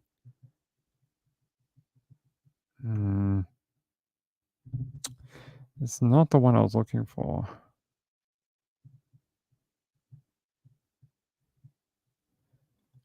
There was one that had great photos of the mum and daughter. No, it doesn't seem like... Seems like they've updated all their articles now for some reason. They do this from time to time. All right. Apparently, whoever killed the 2 women shot the 5-year-old and took Ilea is still on the run tonight. This should be like a national manhunt, you'd think. 2 women randomly murdered in a park and a 5-year-old shot. You'd think they'd shut down like everything looking for these killers. This is probably true. I believe Marilyn Landis was topless at Woodstock. I have seen that photo. She is indescribable. There you go. You guys are funny. All right, let's keep going, my friends. I want to find out more about this, actually, though. It still pains me that when you go to Amber Alert, we still have Elijah Vu and Sebastian Rogers. There's been about 10 other names that have come and gone off this list over the last few months, maybe more, but these 2 are still here from February. Sebastian Rogers and Elijah. That troubles me. Troubles me that we still don't know where they are. All right.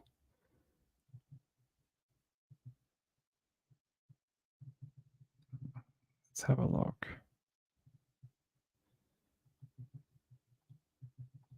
Stand before you today to address the tragic incident that unfolded in Ned Hawk Park on Friday, May 3rd, 2024. Before I proceed, I want to extend my deepest condolences to the families and loved ones of Taryn Allen and Harley Censoneros. Their lives were tragically cut short, and our thoughts are with those who mourn their loss. No words can adequately express the pain and sorrow that this senseless act of violence has brought upon their families and our community. As we speak, a 5-year-old victim who sustained a gunshot wound during the incident is recovering or is receiving care. Our hearts are with the victim and her family during this incredibly difficult time, and we fervently hope for a swift and complete recovery. This investigation has been a collaborative effort involving multiple agencies from the local, county, state, and federal levels who have provided invaluable support and resources in our efforts to locate the missing 10-month-old child, Alea Marie Torres. Finding Alea and the subject or subjects responsible for this heinous act is our top priority. Danny, someone in the chat last night said the child's father had already been contacted and was not considered a person of interest. I don't have that anywhere, but someone did say that in the chat last night. I can't confirm it. I don't have that information, but that's what I was told. We'll find out. We have teams of professionals working around the clock from all over the country, here in Clovis, poring over every bit of data and using every resource at their disposal, trying to find Alea and her abductor. Retracing the steps prior to the incident, we have surmised from surveillance videos, family statements, and witness statements that Taryn Harley and her kids have stopped at Twin Cronies here in Clovis to pick up food in the early afternoon of Friday, May 3rd.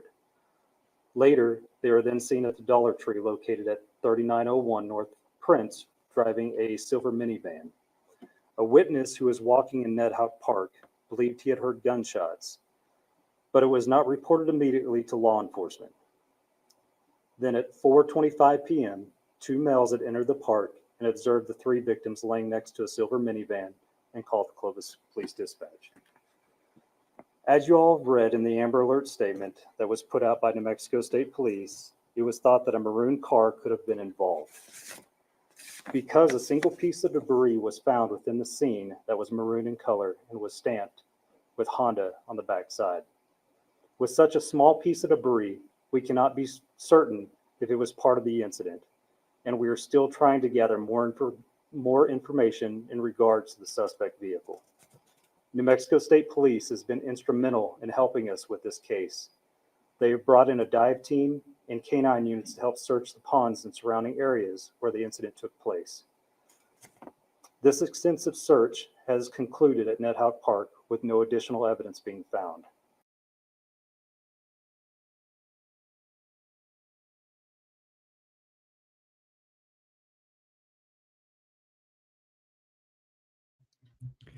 Here, I found this.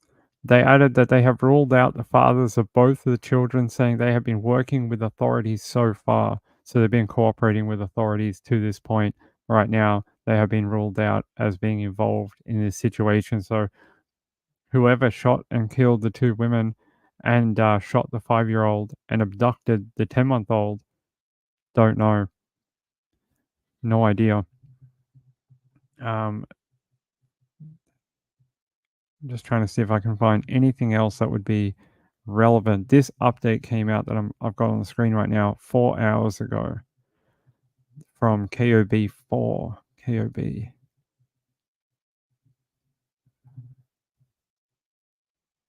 Thank you for being with us. The urgent search for a 10-month-old baby continues tonight. So does the search for answers as to why 2 women were shot and killed. Police say that happened exactly 2 days ago in eastern New Mexico. Today, local and federal law enforcement again put out a plea for help from the public, and we spoke to them for the first time. They are looking for this little girl, Elia Maria Torres. They believe the person who kidnapped her also murdered her mother and another woman and badly hurt a child. Tamara Lopez is live in Clovis for us tonight, where police say this violence took place. Tamara, you heard from those law enforcement officials just a few hours ago in this tragic and bizarre case. What have we learned? Well, Tommy, the FBI and Clovis Police Department gave an update on the investigation today, starting with an update from the 5-year-old child who was hurt. Now, they say there's still no word on what condition that child is in, but they did say that the child had a serious gunshot wound to the head. Now, today we are getting a better look at the details of the timeline of events here. So police did release the 2 women's information. They are identified as 23-year-olds Taryn Allen and Samantha Cisneros. Now, today police were referring to Cisneros as Harley. She's the mother of both the children involved. Both her and Allen are from Texaco, which is only about 15 minutes drive from Clovis. And investigators say the group stopped for food before going into a Dollar Tree in Clovis. And then a witness told police he believed that he heard gunshots around 4:30 that afternoon in Ned Hook Park. That park's about 6 miles north of Clovis and barely has any cell service. That's where police later found the 2 women and the injured 5-year-old next to a minivan. An Amber Alert was issued for 10-month-old Elia Maria Torres on Friday. Police say she has brown eyes and brown hair, 28 inches tall, and weighs 23 pounds. Now, today, investigators are asking the community for any information about what happened. We need your help to make sure we find this individual or individuals who are responsible for these horrific crimes. No detail, no tip, nothing is too small. Don't make that assumption that something is insignificant, because our case team will follow up on every single lead until we bring back Elia. Now, we still don't know why those 2 women were in the park, and investigators say there's still no leads on suspects yet, but they did add today that they have ruled out the fathers of both of those children, saying that the fathers have been in contact and working with investigators on this case. And we'll have all the information you need to report any tips. They can be anonymous tips as well, or any information you may have about this case. Again, the FBI says no detail is too small. Now, coming up tonight at 10 on the Night Beat, we're going to be hearing from more about how the community is dealing with this. There you go. DJ says, police told the publication that Cisneros and Allen had earlier gone to a Walmart to sell some puppies. Is that a code for something? It was not clear how they ended up at the park. Can you sell animals at Walmart? I've never heard of such a thing. Can you do that? Yeah, let's have a look.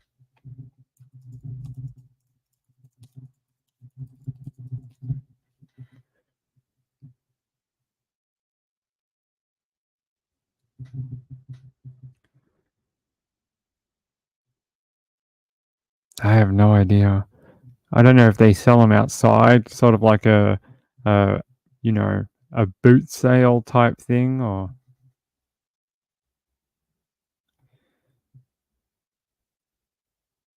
Snap Crackle, you still haven't found somewhere? I'm sorry to hear that, my friend. Still no home to brag about. I hope you find somewhere soon, my friend. In the parking lot. Okay, so it was like a boot sale. They're trying to. Maybe someone followed them to try rob them. I mean, I know that happens down here quite frequently.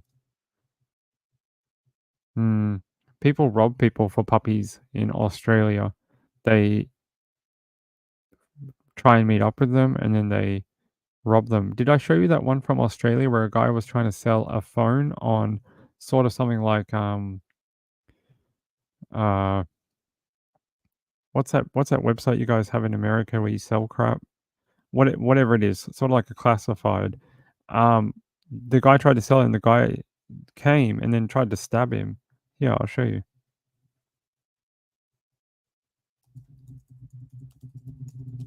Can't remember if I showed it to you or not.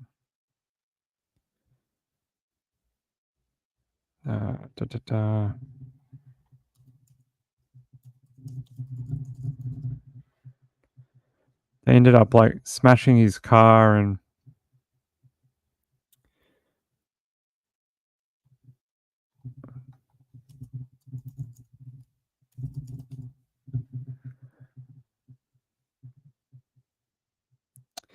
I can't seem to find it, but there was a really gruesome video of the guy basically pushing him out the house and saying like, "Hey, they tried to use a fake app to say that they paid him," and the guy's like, "Fuck off! That's like a fake app. Go away!" And he threw the phone, and then the guy's friend came out of the car and then smashed his car's windows in with a club, and basically beat the crap out of his car as revenge for not selling them the phone that for a fake transfer. Really, really bad. Walmart is used primarily for serial killers and inept murderers to buy with murder weapons or the goods to clean up a crime scene. That's true. I've seen that. Sorry about the swearing, by the way. Just comes out sometimes. The Australian in me just says it.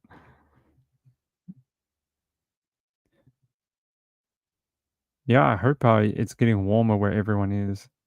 Was it Facebook Marketplace? I can't remember. I hope I showed it to you all. Let's see, Facebook.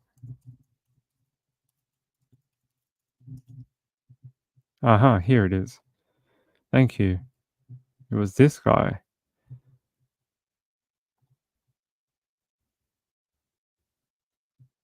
If it'll ever load. Come on. An armed gang has attempted to storm an Ascot Vale home in a new Facebook Marketplace ambush. The victim telling 7 News he's so shaken he's decided to leave Victoria. Ascot Vale residents retreat from an armed gang rushing towards their front door. Police are on their way. Quick, look out, look. Get inside. This was an attempt to sell a laptop via Facebook Marketplace when the would-be buyer arrived wearing a face mask and attempted to use a fake bank website as proof of means of payment.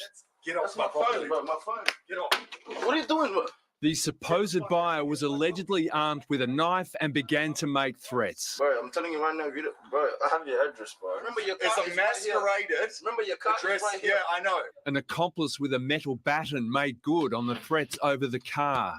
The gang eventually fled in a stolen Ford Falcon, but made threats to return. Which has weighed heavy on my mind since the entire incident. The 33-year-old has had enough of crime in Melbourne. In December, another one of his cars was stolen, allegedly by a teen accused of the murder of Dr. Ash Gordon. It's made me not want to live in Victoria anymore. I'm leaving the state literally over crime, nothing else. The main suspect is believed to be aged in his late teens and has a slender build. Police are investigating, but no arrests have been made. Cameron Bowe, 7 News.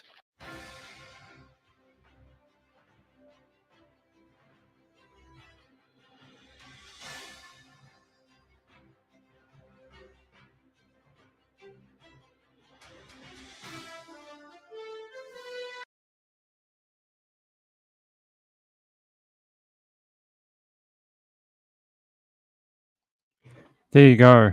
So you can see what happens in Melbourne down here. We're having a bit of a crime epidemic down here, unfortunately.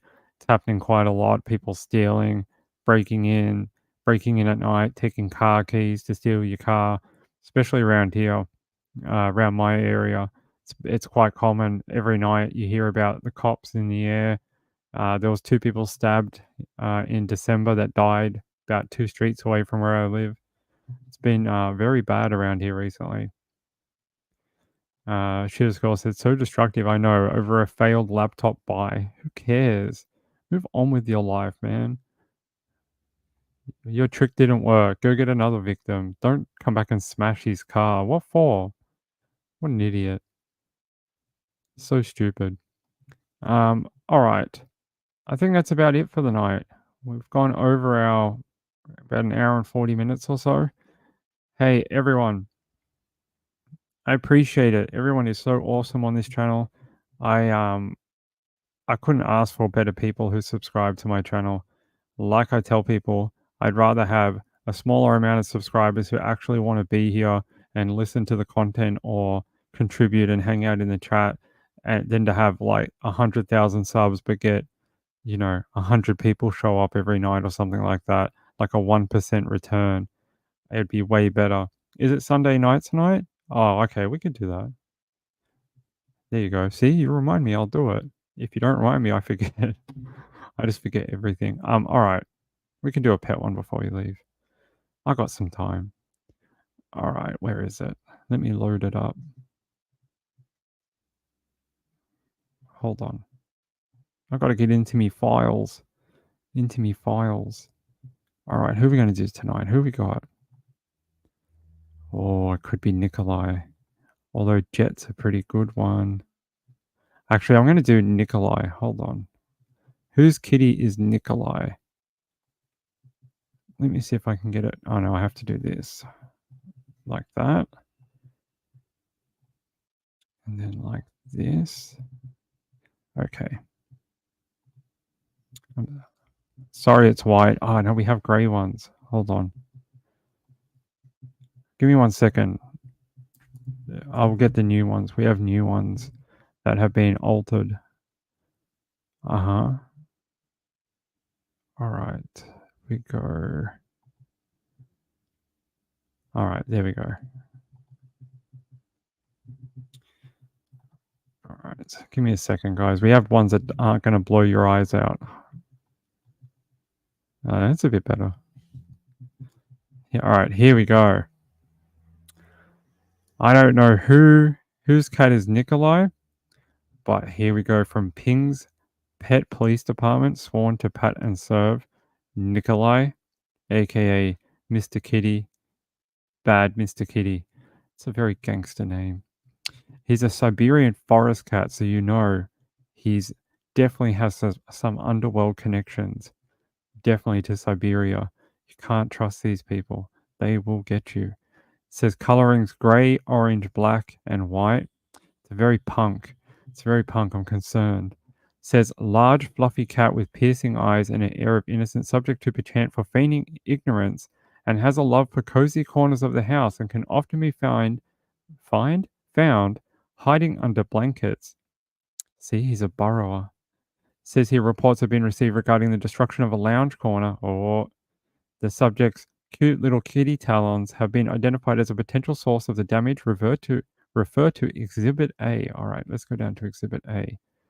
Where's my exhibits? Oh my lord. I don't think I've seen something so disgusting in my life.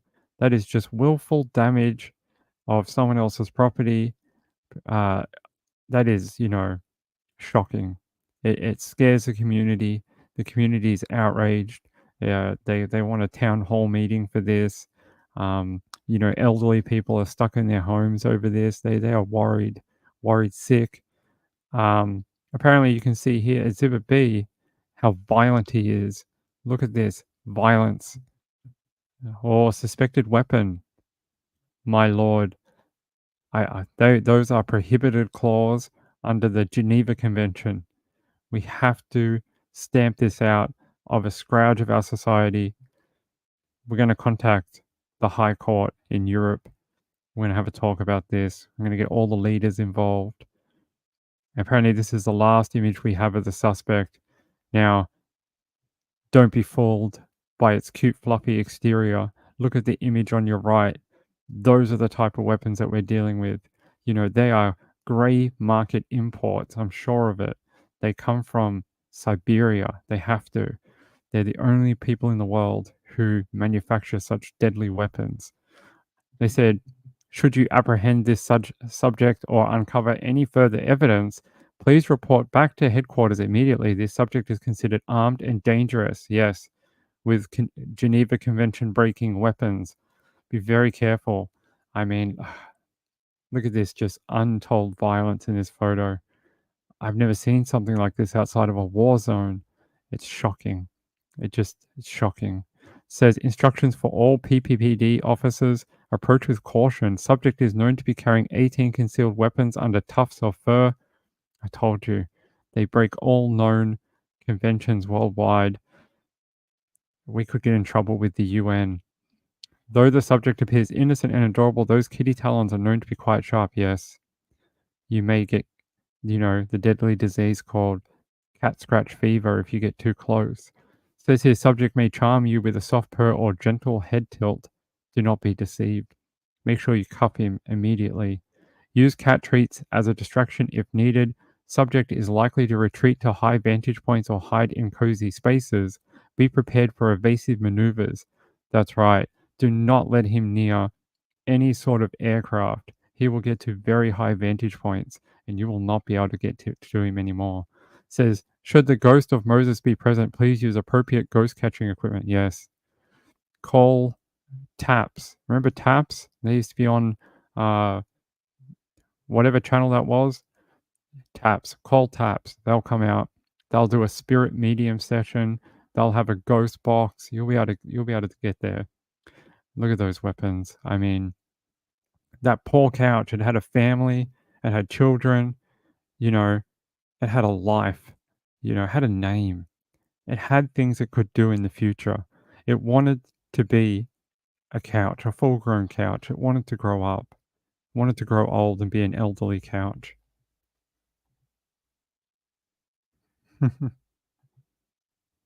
That's right, weapons of mass destruction. Thanks, Cheated Omar. I appreciate it. There should have been a trigger warning. I know. Interpol, a red notice. That's right. We need to get a red notice. We need to get a red notice for this cat. We'll consider it. We'll take it under advisement for Nikolai, Mr. Bad Kitty. We're going to take it under advisement. An Interpol red notice. He may be banned from all continental countries. Don't let him in. You get him into Spain, you'll never see him again. It's the gateway to Europe. Once he's there, he'll blend in with society. All right. Hey, I love doing these. These are so much fun. We have one coming up. I'll do it tomorrow night. Who is this? This is Jet. This one's a little more involved, so it's going to take a bit more time. But we have Jet, and he's a almost fully black kitty. He's a almost like midnight black kitty cat, but he's got some under fur, like a lighter color. We're going to do Jet tomorrow night. And Jet has a trial transcript, which we're going to, I don't know what the word for it is, but we're going to read it out. And it's from his trial. He's a very bad cat, done some very, very dishonest and, big crimes. You'll see that tomorrow night. That is the Southern Hemisphere district of Pingville. You've all been there. We've all been there before. Pled not guilty to 2 counts, Jet. So we're going to talk to you about this Catnip Town versus Jet the cat, Mr. Canine. He's a gangster. All right, ladies and gentlemen. War crimes, yeah. I mean, with those weapons, you can't think of anything less than war crimes. Well, you should send it in to Reby. Has he done any pet crimes at your house? Reby. Send it in. If your pet has had a pet crime at your home, has ever done something like you see in the stories that we do, or worse? Has he ever murdered someone? Let Reby know. She would appreciate a photo like you see if you have one. If not, it's okay. We can find something to, that looks similar. But a photo of the animal would be great. But hey, we'll do horses, birds, donkeys, rattlesnake, banana, spider, dolphin, whatever you've got. They committed a crime, let us know. For the first year, he thought his name was, yeah, okay. My friend apparently had 2 dogs and he named one F and the other one Off. And then he would just say F off and then both the dogs would come. That's what he used to tell people anyway. It's pretty funny. I don't know if that's true or not, but he used to tell that story to everyone.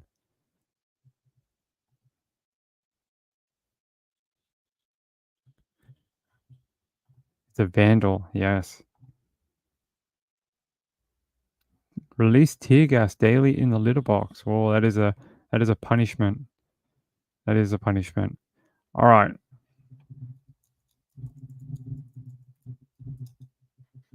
Hey.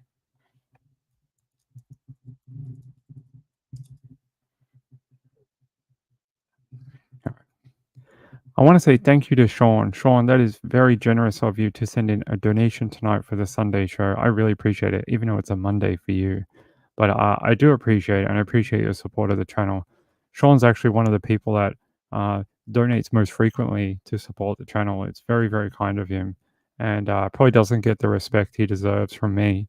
He probably thinks I minimize his involvement, but he is very, very nice, and that is very kind of him. He's often one of the only people who donates week in and week out, along with a couple of other people that I mention all the time. But I don't make a big enough deal about Sean, so I appreciate it, and it's very kind of you, and it does help keep this channel running.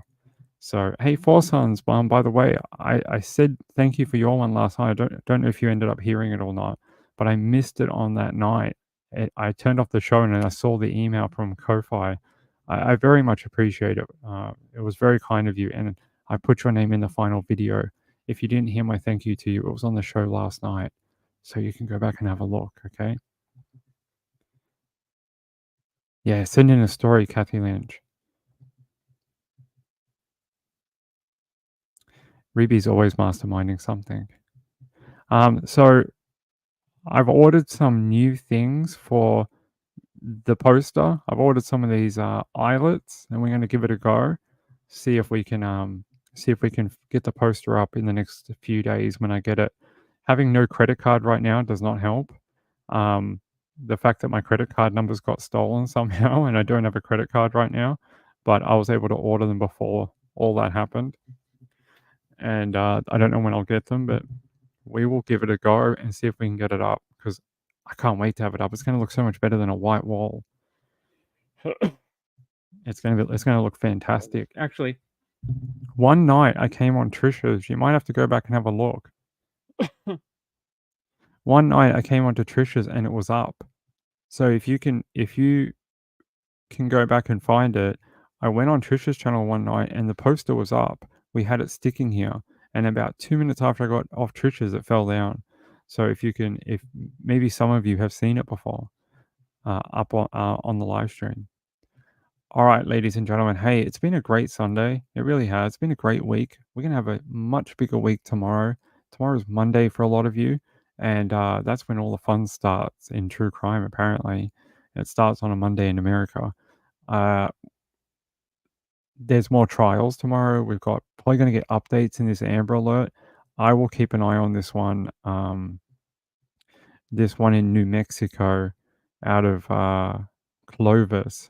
I really want to see a resolution to this Alea Torres one. It's 10-month-old baby that's not with her mom. I can't believe how devastating that must be for her family, not only to lose the mother, but for the baby just to be gone. That must be very hard for them to deal with.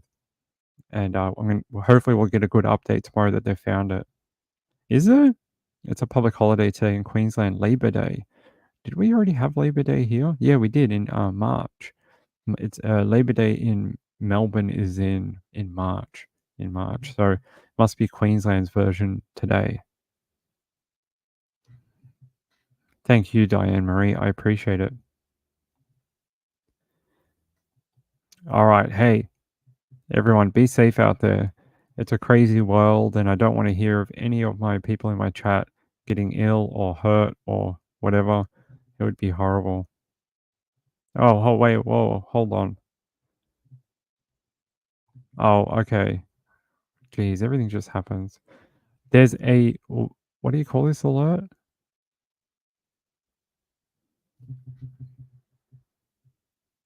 There's a silver alert out of Tennessee for Roy Whited. He has a medical condition that may impair his ability to return safely. Here, I just got this alert come through. It's a silver alert issued out of White County Sheriff's Office for 64-year-old Roy Whited. He has a medical condition that may impair his ability to return safely without assistance. Have information, call the White County SO Sheriff's Office at 931-738-7111 or call the TBI at 1-800-TBI-FIND. And everyone, be careful tomorrow, okay? Be careful tomorrow. If you're out in the plains, if you live in any of those states I showed you earlier, have your storm activation, bags, and have your safe place notified where you can go, where your kids can go, where your elderly parents can go. Make sure you know where your safe place is for storms and tornadoes. It's going to be a big day tomorrow. They're talking like strong, long track tornadoes. Be weather aware. Listen to the warnings. Listen to the National Weather Service. And make sure that you have your NOAA weather radio charged and plugged in, okay? A chinchilla. I love chinchillas. They're so cute. By the way, is it Cinco de Mayo?